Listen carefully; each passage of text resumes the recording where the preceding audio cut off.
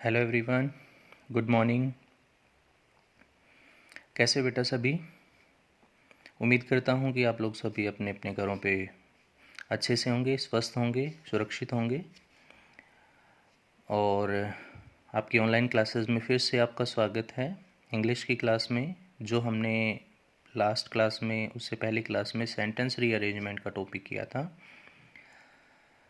अभी थोड़ा सा हम उसी को रिकैपिचुलेट करते हैं और अपने प्रैक्टिस एक्सरसाइज की तरफ आगे बढ़ेंगे। ओके। तो जो सेंटेंस रीअरेंजमेंट था, हमने ये जाना कि सेंटेंस क्या होता है। ओके। और सेंटेंस में हमने देखा था इसमें दो चीज़ों को समझना ज़रूरी है। एक तो उसमें कंप्लीट मीनिंग का, एक अरेंजमेंट ऑफ वर्ड्स हमारा सही होना चाहिए। ठीक है।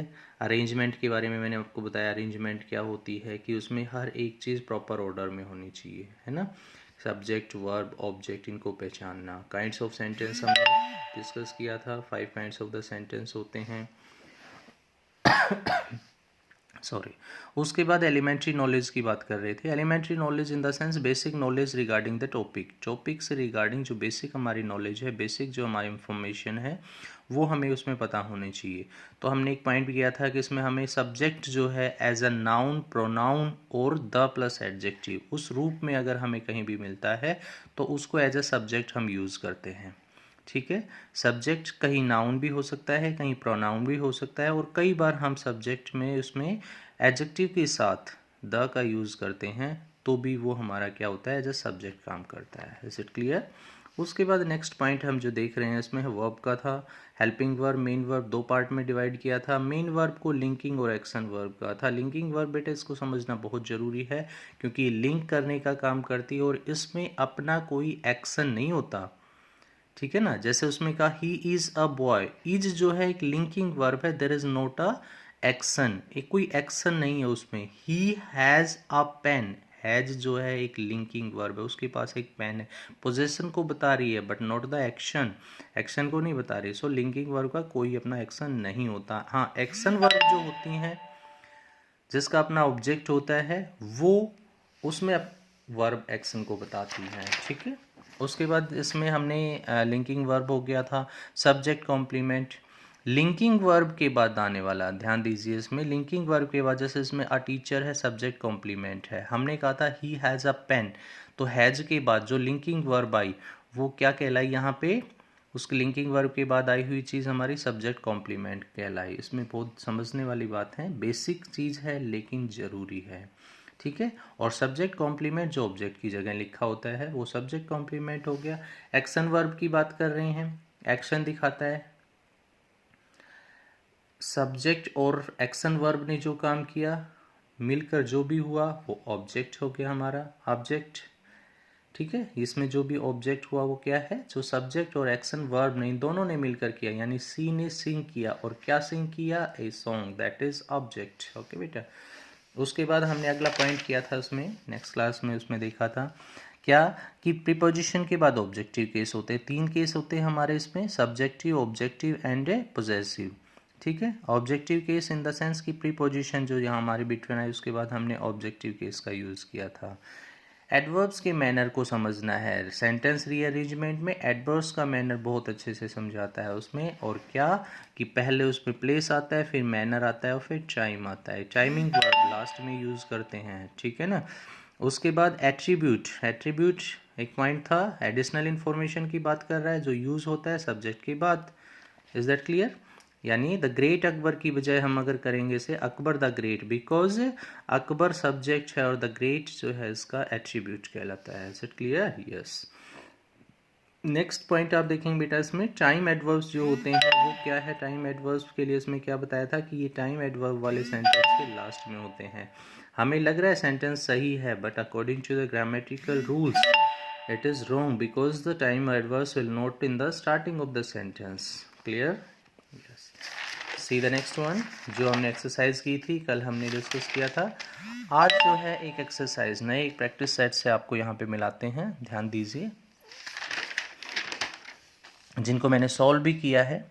ठीक है। फर्स्ट क्वेश्चन है हमारा, the temple architectures form and the sculptures and painting of essential part. ठीक है, ट्राई टू फाइंड आउट, आप भी इसमें कोशिश करेंगे। हालांकि इन दोनों एक्सरसाइज में मैंने आपको आंसर्स दिए हुए हैं। और तो इसमें क्या होता है, इसमें the sculptures and painting, sculptures and painting form an essential part of the temple architecture. ठीक है, उसके बाद अगला कहता है the architecture engineering marvel is both an artistic masterpiece and in some temple. ठीक है, तो हमने पहले इसमें क्या बनाया, इन सम टेम्पल्स, कुछ टेम्पल्स में द आर्किटेक्चर्स इज, ठीक है, ये हमारा सब्जेक्ट हो गया। उसके बाद हमने किया is both an artistic masterpiece, देखो इसमें आगे बोथ वर्ड आया है, बोथ और एंड, दो कंजंक्शन एक साथ आ गए हैं। ठीक है ना, ये बेटा इनको रिलेटिव ये जो कंजक्शन है पेयर कंजक्शन कहलाते हैं, दोनों साथ रहते हैं। और इसमें बोथ की बात कर रहा है तो एंड इसलिए आए क्योंकि बोथ दो चीज़ों के लिए होता है, और एंड जो होता है वो हमारा यूज़ होता है दो चीज़ों को कनेक्ट करने के लिए, है ना। तो इसमें बोथ दोनों के लिए आया है, और तो हमने यहाँ पे आगे एंड किया कि एक तो ये हो गई आर्टिस्टिक मास्टरपीस और दूसरी हो गई उसमें एन इंजीनियरिंग मार्वल। ओके, उसके बाद is situated in the Konark temple dedicated to north eastern quarter of the sun god. The Konark temple situated in the north eastern corner of Puri, यानी यहाँ तक ये देखो पूरा हमारा एक ही चीज़ को डिनोट करता हुआ जा रहा है। इसमें there is not the any object helping verb यहाँ पे यूज हुई है, इज डेडिकेटेड, हेल्पिंग वर्ब और मेन वर्ब यहाँ पे आई बच्चे। तो इससे पहले का ये जो पूरा पार्ट हमारा सब्जेक्ट है कोणार्क टेम्पल, देखिए ध्यान दीजिए, इसमें कोणार्क टेम्पल हमारा सब्जेक्ट हुआ, उसके बाद इसकी एडिशनल इंफॉर्मेशन है बच्चों, ये क्या है, हमारी एट्रीब्यूट कहलाया।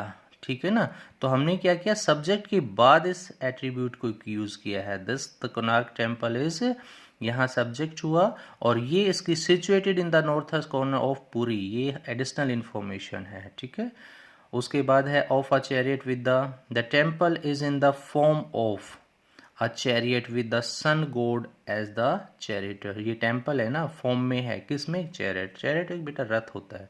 ठीक है, विद द सन गॉड के साथ ऐसा लग रहा है जैसे कि वो चैरिटर हैं, यानी रथ को चलाने वाले हैं। ठीक है, दूसरी एक्सरसाइज आप यहाँ पे देखेंगे, उसमें लॉन्ग इंडिया हैज में conversation, India has a long, यहाँ पे देखिए पोजीशन को बता रहा है, लिंकिंग वर्ब हो गई है, इंडिया की एक लॉन्ग हिस्ट्री है, किसमें, जिसमें कंजर्वेशन ऑफ फॉरेस्ट किया गया है।